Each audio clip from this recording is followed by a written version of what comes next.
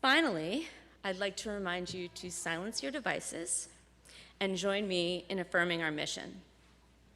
Together, we transform lives through love, service, and our welcoming faith. Thank you.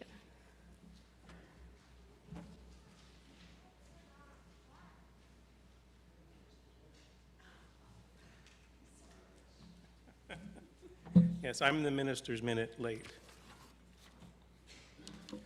I'm Rich Fritzen, the executive director of the church, here to tell you that we are halfway through our annual pledge campaign. Yeah, we can clap for that a little bit. You can clap. Reverend Dave said this is a 4-week campaign. We are 2 weeks in. There's 2 weeks left. You deserve a status report, so here it is. We have collected nearly half the pledges we're expecting to get this year.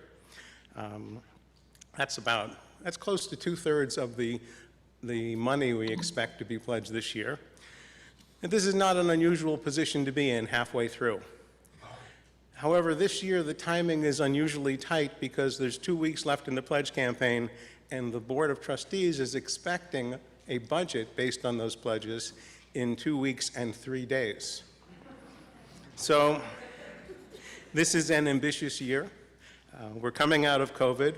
We're not going back to what we used to be. We're going to be fully present here and fully present online for just about everything, including our annual congregational meeting, which for the first time in, 3 years now, will be in person in this room and on Zoom with full participation available to everyone.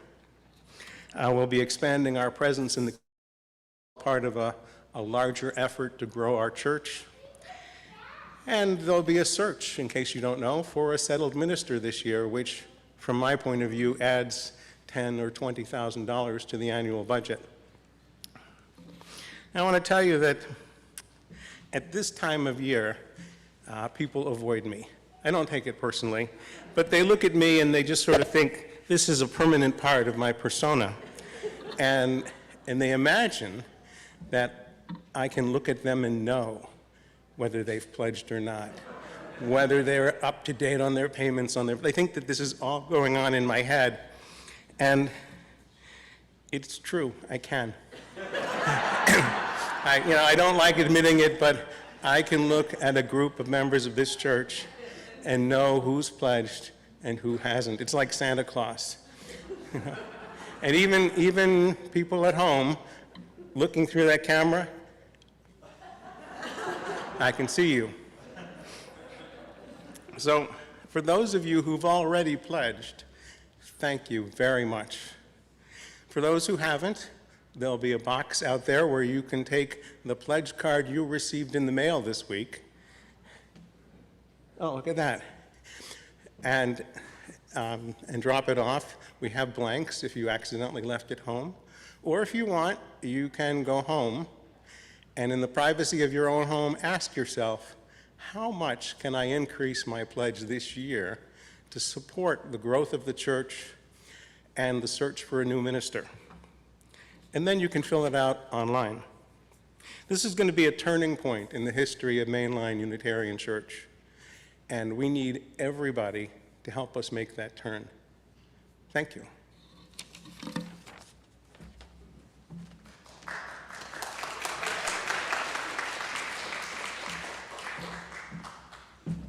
Good morning. It's always hard to follow Rich. And actually, I'm here in service of Dawn Starr, who could not join us today. So I'm going to do her reading for the chalice lighting, and I'll invite Jess to light the chalice. The reading is from Suzelle Lynch, Awaken to the Work. The fire of love burning deep in every human heart calls us to awaken.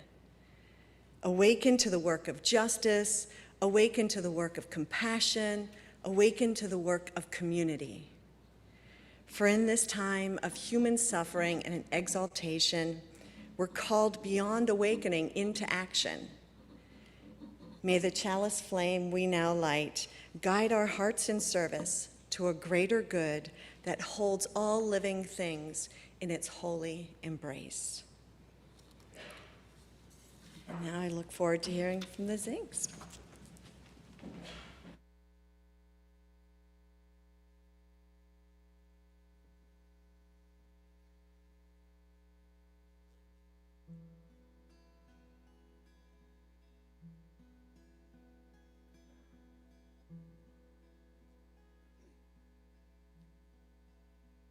The birds they sang at the break of day. Start again, I heard them say. Don't dwell on what has passed away or what is yet to be.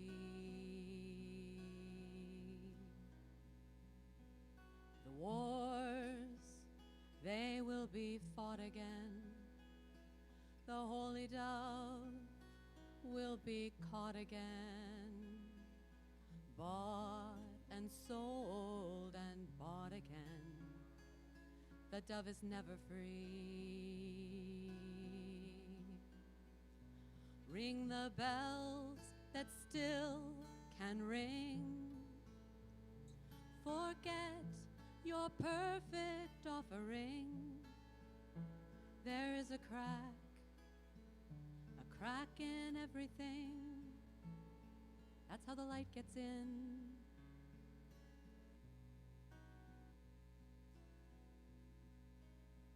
We asked for signs, the signs were sent.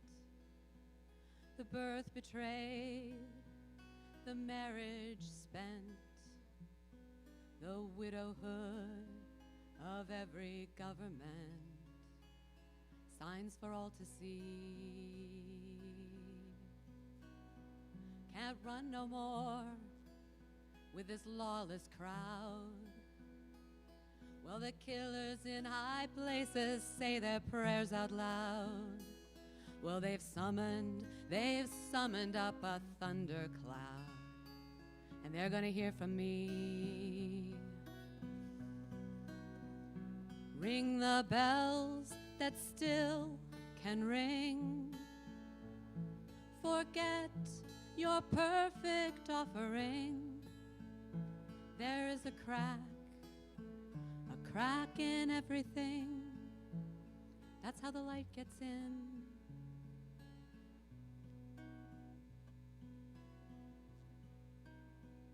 You can add up the parts, you won't have the sum. Strike up the march, there is no drum. But every heart to love will come like a refugee. Ring the bells that still can ring. Forget your perfect offering. There is a crack in everything. That's how the light gets in. That's how the light gets in.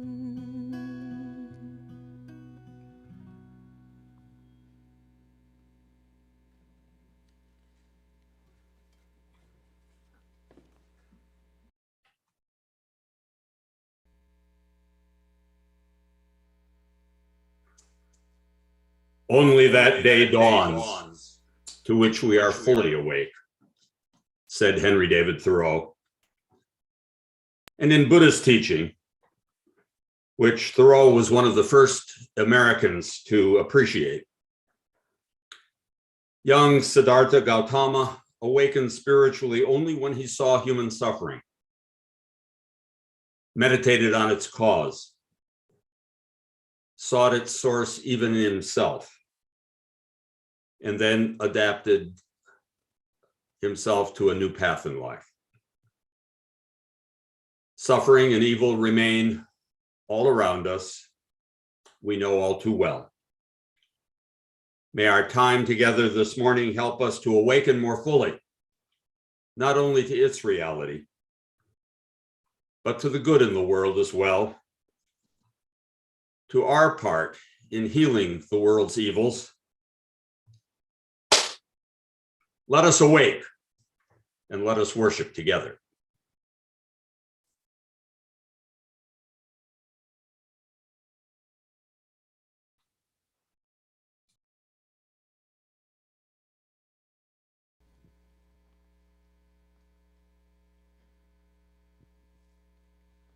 Good morning. Our story for all ages this morning is The Weight of a Snowflake by Joseph Jaworski.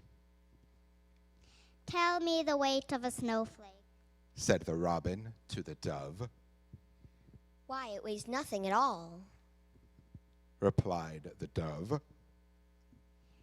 In that case, I must tell you a marvelous story. I was sitting on a branch of a fir tree close to its trunk when snow began to fall, not heavily, not in a raining blizzard, no, just like a dream without any violence. Since I did not have anything better to do, I counted the snowflakes settling on the needles and twigs of my branch. I reached the number of 3,741,952. Then when the 3,741,953rd snowflake dropped onto the branch, weighing nothing, as you say, the branch suddenly broke off. With that, the robin flew away. The dove thought about the story and said to herself, I sometimes think that all my efforts and the little I can do make no difference. We may think that they are nothing at all, but when we combine all our efforts, great things can happen. I wonder how long it took the robin to count to 3,741,952. I wonder if you've noticed when no one thing someone does can fix a problem, but everybody working together can make a difference. I wonder if something you do or don't do today might be part of a pile of snowflakes for someone or something.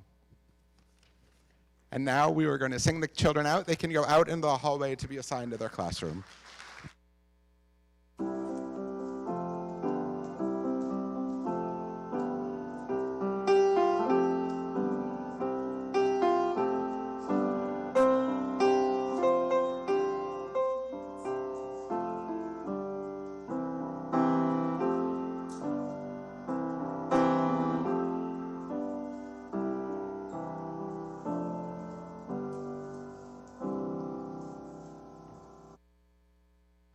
Snowflakes are a perfect transition to our offertory outreach. And as is our custom, we donate half of our weekly collection to a worthy organization in need. And this month's partner is the International Unitarian Universalist Women's Convocation. We are fortunate to have Kathy Cordes here today to tell us about their important work. Kathy is a member of the Partner Church Committee at Mainline Unitarian and is the retired executive director of the Unitarian Universalist Partner Church Council. Welcome, Kathy.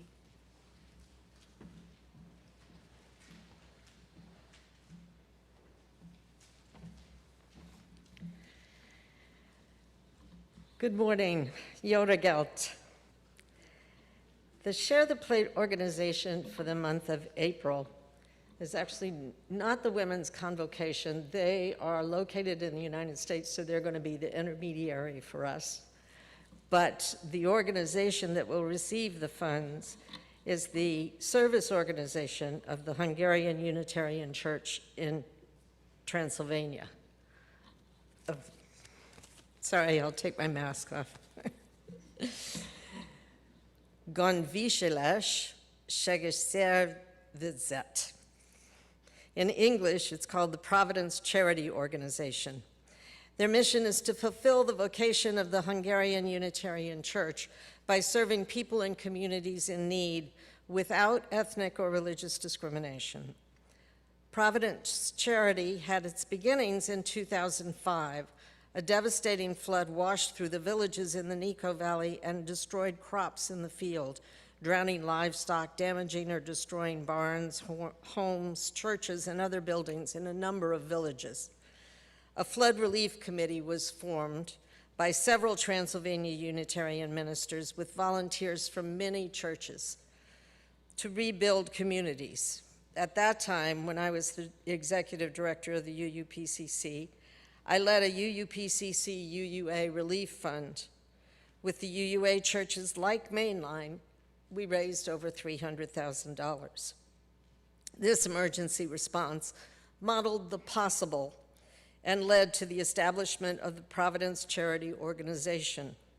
In the 17 years since then, the organization has established a wide range of social services.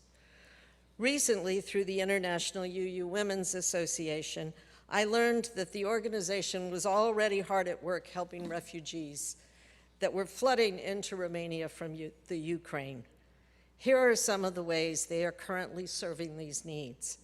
They cover transportation costs from the border with the Ukraine to Western Europe for refugees that are transiting through Romania. They serve food to people that arrive by train. They provide a safe children's corner and an overnight shelter at the railway station. They are housing refugees and adults and children in the Unitarian High School dormitory, which some of you have probably stayed in, at Unitarian Church guest rooms and other apartments with the help of the Unitarian community. These refugees receive food, medical, administrative, and legal assistance. They have sent shipments already of food, water, hygiene kits, medical supplies, infant supplies, clothing to Transcarpathia, the western region of Ukraine, with thousands of internally displaced people, and Odessa, a war-torn city. They are organizing a kindergarten group for Ukrainian children at the Unitarian Church's kindergarten, hiring refugee mothers as teachers. And finally, they are planning a Ukrainian Day at the high school for mothers to strengthen their social networks, provide them with useful access to health services, jobs, and accommodations. By mid-March, over 500,000 Ukrainian refugees had arrived in Romania. The need is great. Reverend Attila Vargas, the vice president of the Providence Charity Organization, and coincidentally the son of the retired minister of our partner village in Varfova, has said, in a world where everything can turn upside down in a second, where any of us can suddenly become a refugee, the only thing we can do is hold on to our humanity, to hold on to one another. Human kindness is our only choice. It binds us together, and it helps ease each other's suffering. Please be generous. We can assure you that your financial support will go directly to serving the needs of these refugees in Romania and getting food and supplies into Ukraine as possible. The Providence Charity Organization works with almost no overhead cost and is based on the work of ministers and volunteers. They are not paid by the organization. Funds will be transferred directly to them by the International UU Women's Convocation through their Seattle office. Thank you, and God bless you. Christenam Sepen Ishtinajime.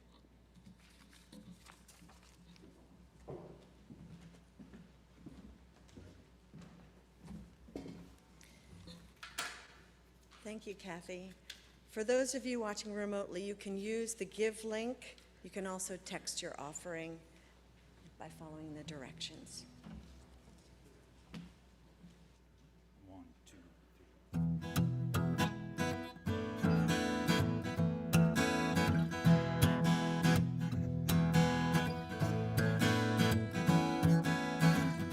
Doctor, my eyes have seen the years and the slow parade of fears without crying. Now I want to understand. I have done all that I could to see the evil and the good without hiding. You must help me if you can. Doctor, my eyes, tell me what is wrong. Was I unwise to leave them open for so long?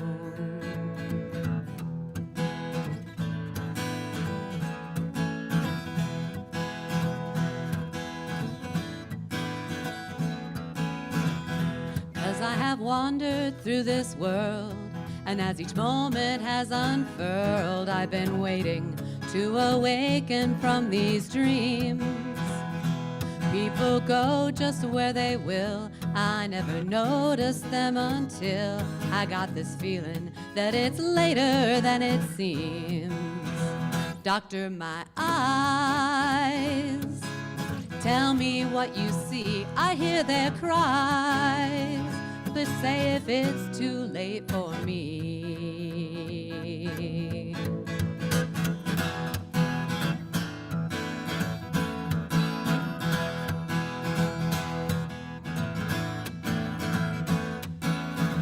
Doctor, my eyes cannot see the sky. Is this the prize for having learned how not to cry?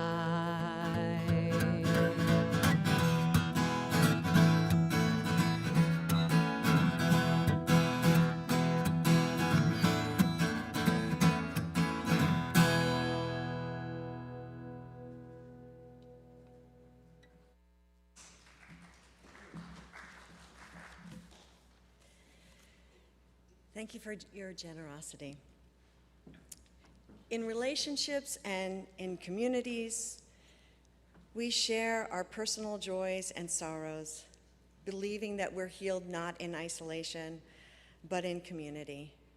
Candles of Community is our ritual of personal sharing and support. After each candle is lit, please join me in saying, "We hold you in our hearts." We light a weekly candle to lift us up for the continued courage and persistence as we navigate through these COVID variants, along with all the weather-related catastrophic losses. And for those afflicted, and to all of us, we hold you in our hearts. We light a candle of courage and support for all of those who are facing the injustices and all the actions that are being perpetrated upon the people of the Ukraine. For all of those affected and for all of us, we hold you in our hearts. We light a candle of best wishes for Carol and Harvey Snyder, who this week moved from their home of 20 years to White Horse Village in Newtown Square. For Carol and Harvey Snyder, we hold you in our hearts. And we light a candle of healing and concern for Beth Tywater, who is recovering from a broken leg. She is craftily adapting to some wheeled transportation within her house. Beth's perspective and positivity is inspiring. Beth, we hold you in our hearts. And for joys and sorrows, unspoken or too deep for words, we light a candle.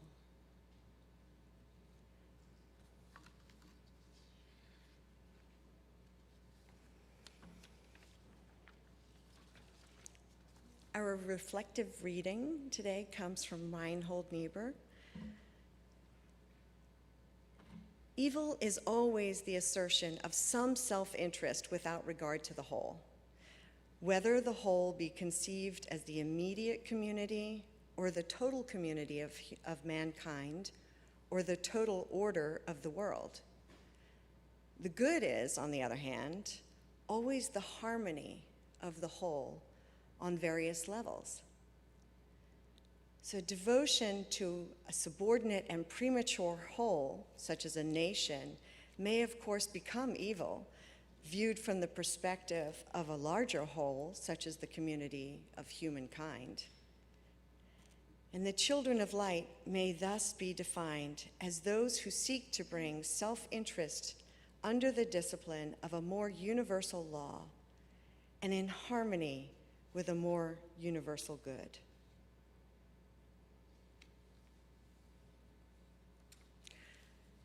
Our reflection today is going to be the song. We're going to have some music. It's the Song of Life.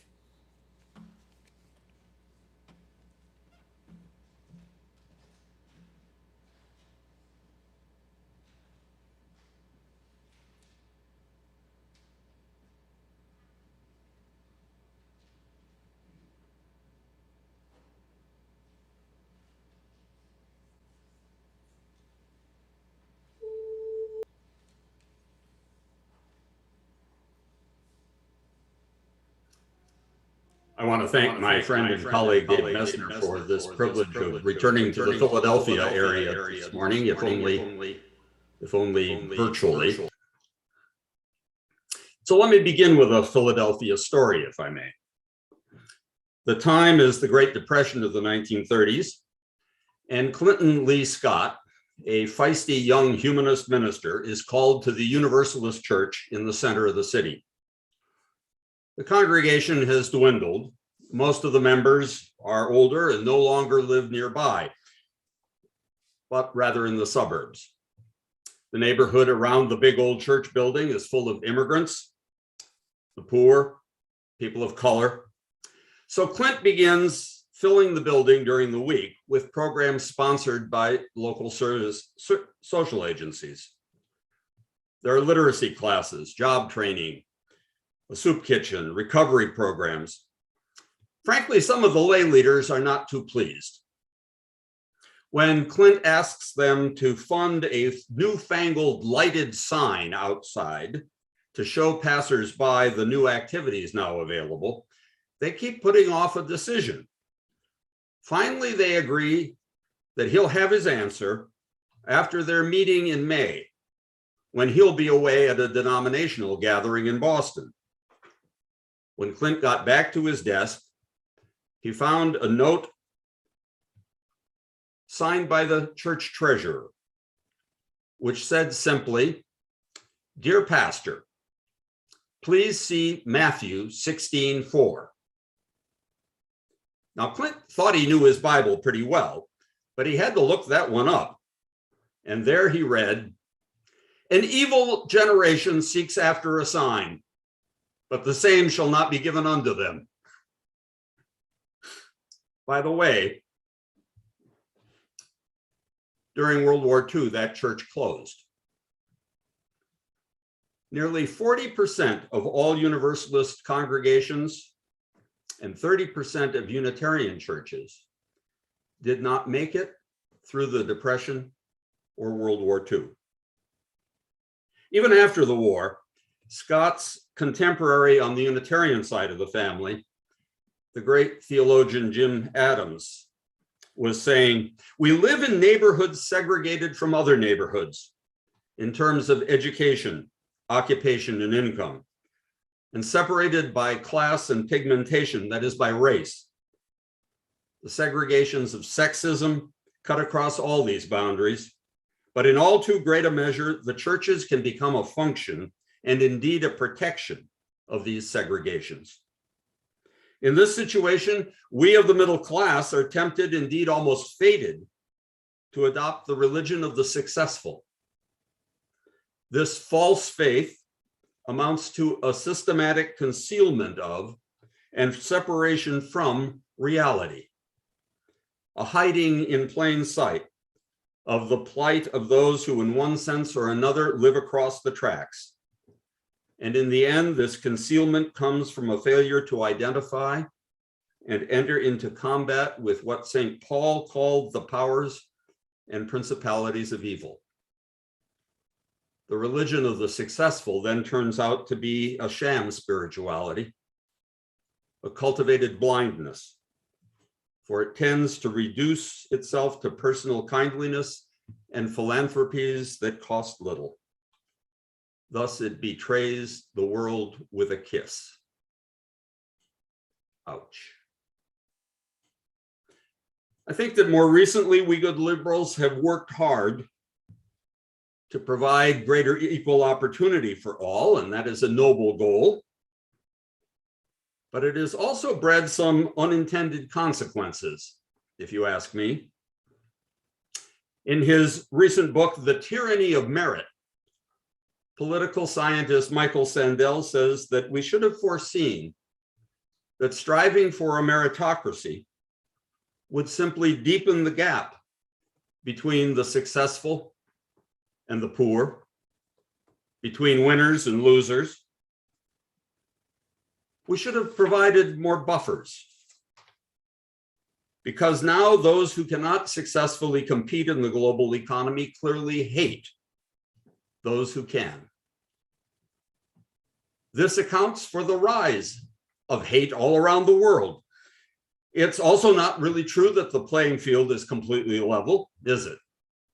Elite educations defined by how few gain admission to your college or university just seem to perpetuate a hierarchy of social status. And this, says Sandel, even more than racism, sexism, late capitalistic individualism, or its economics, lies behind the proliferation of MAGA caps in our country and much of right-wing populism in other parts of the world, now endangering democracy. Not only here in the US, but in countries like Hungary, which is voting today on whether to keep their version of an autocrat in power. Nationalistic demagogues from Trump to Putin, Viktor Orban to Modi in India, Bolsonaro in Brazil. Well, I could go on. In this age of the internet, of the 24-hour news cycle, I think we're no longer separated from reality, the realities of evil and suffering. We are simply in different silos about how we are going to react to the evils of the world. We awaken every morning to some new variant. And only one temptation is denial. The disempowered all too often seem to resort to conspiracy theories that this event was a false flag, that didn't really happen. or to blame the elites who are in power. Yet even the educated and the privileged, I think, do practice forms of denial. Recently, one person told me, my mother said to be a wise monkey, hear no evil, see no evil, speak no evil, as though it were not real. I then had to tell her that this was a misappropriation and a misinterpretation of an old Asian parable that was really just about not spreading nasty gossip. It doesn't justify refusing to reckon with our own Western history of genocide and racism, the climate consequences of our global addiction to fossil fuels, or with the continuing resistance to human rights, especially the rights and dignity of women and LGBT folks. All are far too real for us to dare to ignore. Yet after denial, as in grief work, come other reactions in no very predictable order. Anger, preferably at others. And oh my God, do we ever see that in our politics today? But even in the rise of conflicts within our own covenanted congregations. Depression, about which I can only say, sisters and brothers, if you're sad in the midst of this pandemic, in the midst of the war in Ukraine, in the midst of ongoing climate change, I'm with you. You have to be either numb or addicted to some phony happy pill, not to feel some of that sadness. And then, of course, comes the stage that Elizabeth Schussler-Fiorenza called bargaining, or maybe reckoning. In her memoir called Us and Them, writer Fran Peavy says, time was when I knew who the evil people were. The racists were the lunch counter owners who refused to serve the blacks. The warmongers were those who led the wars and ordered the killing of innocent people. The polluters were those whose factories fouled the air and water and land. And I was a good person, boycotting, marching, sitting in to protest the actions of the bad guys. But now, no matter how much I protest, an honest look at how deeply we are involved with one another, at myself and my relationship with the rest of the world, forces me to acknowledge that I too am part of the problem. Again, ouch. Because this part of our awakening is surely painful. It causes some to resist it. But it could also be humbling and lead to deeper forms of spiritual wisdom and practice. I think that's what came to that privileged young Prince Siddhartha as he began to realize the Four Noble Truths. It caused nuclear scientist J. Robert Oppenheimer to declare, when we deny the evil in ourselves, we dehumanize ourselves and deprive ourselves of any possibility of dealing effectively with the evils of others in the world that we all share. Now, mind you, I'm not saying that we are all evil by nature, innately depraved, as the Calvinists taught, and against whom both our Universalist and Unitarian forebears rightly rebelled. It's just that we humans are capable of such great good, but also such great evil. As our spiritual tradition teaches, we are free, but our freedom is finite, and the challenge is to use it to respond to the evils of our time according to the graces we are each given. This, I think, is probably why so many resist feeling any part of the problem, because it would cause them to have to accept some part of being in the solution. And mind you, I'm also not saying that we all have to think alike or even act alike in taking on the evils of the world. Each of us does have a particular vocation, a distinct set of gifts calling us to use them to bless and to try to heal this world.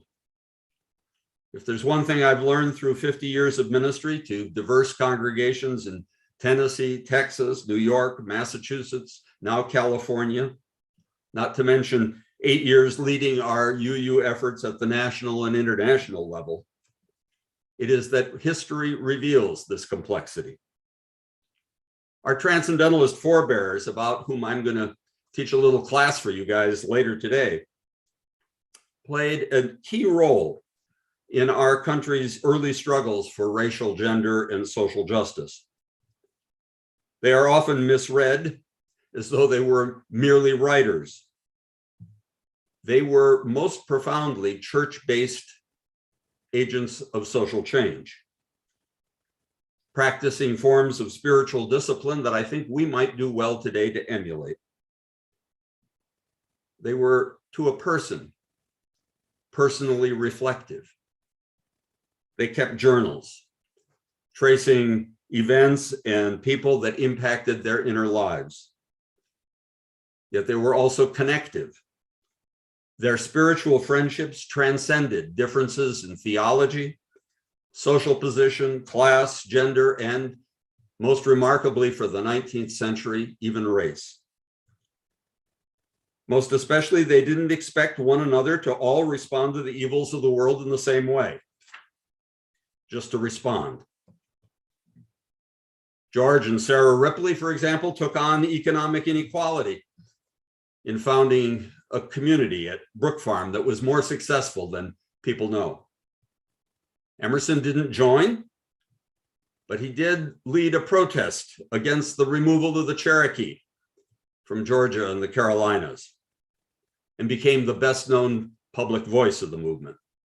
Margaret Fuller, who often found Emerson, well, a little aloof, in her Conversations for Women, helped take on an emphasis on self-transcendence to the empowerment of her fellow females. And Horace Mann, having grown up in a country town where the schools were poor, for the poor also were poor, took on promoting free public education for everyone. Thoreau observed nature so closely that he began seeing the early signs of global warming and warned us that in wilderness, in wildness, which for him was a theological term about what we should never try to tame, in wildness is the preservation of the world. He didn't expect everyone to join him in practicing civil disobedience, but he did see that sometimes conscience may demand it. And James Freeman Clarke, who maintained deep friendships all across this group, like Theodore Parker, agreed enough with his idea that spiritual and ethical wisdom transcends tradition to become the country's first professor of comparative religion. There were also Black transcendentalists, and I don't mean just Frederick Douglass, but also free men in Boston and free Black women in Philadelphia, like Frances Ellen Watkins Harper and Charlotte Fortin. To quote Clarke, they were all like-minded in this sense. No two of them thought exactly alike, yet they saw the spark of the divine in each, and all just wanted to overcome, to transcend the evils that they could make a difference in. Similarly, Jim Adams taught us that each person, each minister, each congregation should try to focus a bit. Focus one's spiritual and moral energy where it can do the most good. During my time as UUA president, it was a focus on building interfaith cooperation for social justice. Later, that led me to become national co-chair of Freedom to Marry, as almost its first non-gay religious ally. Now, in my city of San Francisco, I focus on the crisis of homelessness and the lack of affordable housing. But rather than spread oneself too thin across all the evils of the world, said Adams. Each of us would be well advised to choose one group that we hope will be truly effective and give it not only our time and our money, but help it with strategizing, going to the meetings and staying to the end. It is a great temptation for those of us who are comfortable to just play that middle-class parlor game, ain't it awful, rather than actually dirty our hands and do the work that the Spirit demands of us. What impresses me is when someone takes on a specific challenge and gives it their all. I think of a wealthy couple in the congregation out here who have a family foundation and focus it on criminal justice reform, on ending mass incarceration, and on helping those who are re-entering society after prison. I think of how our San Francisco church responded to anti-immigrant sentiment with a group devoted to resettling the most vulnerable, LGBT refugees and asylum seekers, or the suburban congregation in Maryland that took on economic inequality by partnering with a troubled trailer park, or the church I once served in the suburbs that partnered with an under-resourced inner city public school. The key word here, by the way, is partnership, so that we open ourselves to being changed and guided, even as we try to be part of the healing of the world. Like Clint Scott, I am both humanistic and a universalist, rather than a moralist or a dualist. I think of writer Madeleine L'Engle, a good liberal Christian, who once gave a lecture at a more conservative church-related college where one of the students, used to dividing the world into good and evil, the saved and the damned, accused her of being a universalist. Why, that's a heresy, the student said, to imply that God aims to save the whole world, even the wicked. Oh, really? Replied L'Engle. So you'd rather worship a God whose love is a failure, but whose justice is absolute, the student said. If you were to die tonight, she came back, is that what you'd want? Absolute justice? Or are you human enough to hope for a little mercy? Sure, there are times in the face of the world's evils when we have to make moral judgments and face down the evildoers, to fund the police for the protection of minorities, to send arms to the Ukraine. So when a reporter asked L'Engle, what should good religious people do in relation to evil? She replied, recognize that it is our human failure. Don't blame God. We make bad choices. And yet I can't believe that the divine creative process has given up on us yet. Remember that in the wilderness, Satan is said to have tried to tempt Jesus to give up being human. There are powers of evil working among us. You see it in bullies and exploiters who try to play God. We should resist evil by being steadfast in our faith in the good, however imperfect it may be, unquote. I think that early preacher of American Universalism, John Murray, would have agreed. He told his followers not to give the world more hell, but rather more hope and courage. He knew that within each of us, there is an ongoing battle between loyalty to the good and inner despair that tempts us to just accept evil or even cooperate with it. So in the struggle to preserve democracy, in fighting racism, sexism, and discrimination, in trying to save our fragile planet, in all of our struggles for greater justice, which may never be absolute, may we be merciful enough not to demonize others, lest we be demonized. Instead, may our awakening each day be to both the evil and the good, and may the latter keep us in gratitude and in love. Love even for our broken world and those in it who may lack the spiritual virtues that we know we still need for ourselves. And so may it be, now and always. Amen.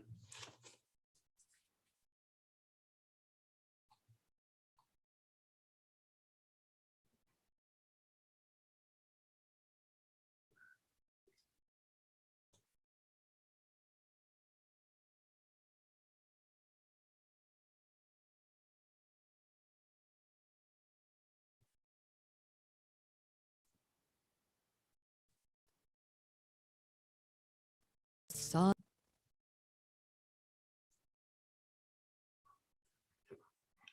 eyes from every part. I can see those tears. Everyone is true. When the door appears, I'll go right through.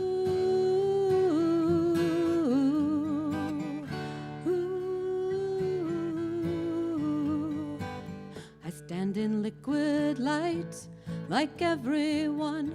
Built my life with rhymes to carry on, and it gives me hope to see you there. Things I used to know, that one fine day, one fine day, in a small dark room where I will wait, face to face I find, I contemplate. Even though a man is made of clay, everything can change. That one fine day, one fine day, one fine day. Then before my eyes is standing still, I beheld it there, a city on a hill. I complete my tasks one by one. I remove my mask when I am done. Then a peace of mind fell over me. In these troubled times, I still can see we can use the stars to guide the way. It is not that far, that one fine day, one fine day, one fine day, one fine day.